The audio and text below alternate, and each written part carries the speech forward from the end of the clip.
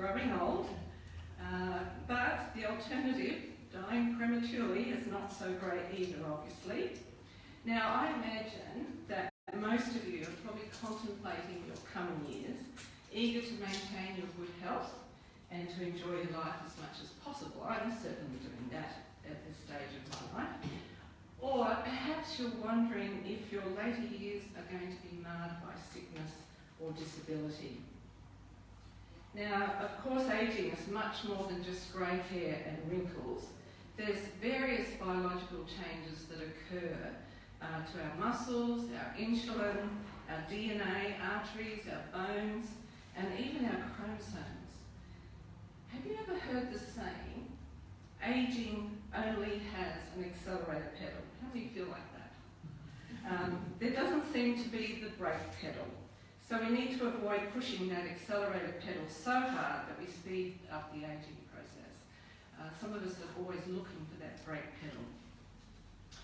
Now, first, some really good news. We are in Australia living longer. In fact, our life expectancy has almost doubled since the late 1800s. So a baby boy born today can expect to live about 80 years of age instead of 47.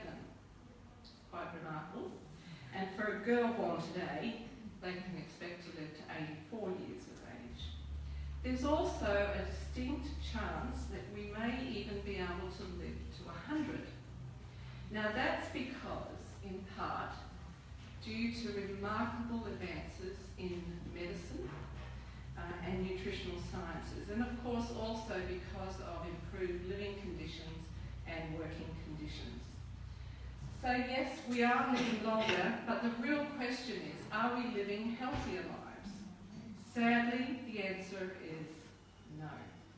About 1 in 2 Australians have at least one of these chronic diseases, with the possibility of 8 years of disability. So that's about 10% of your life lived with a disability. So that's not good news, is it? Not at all.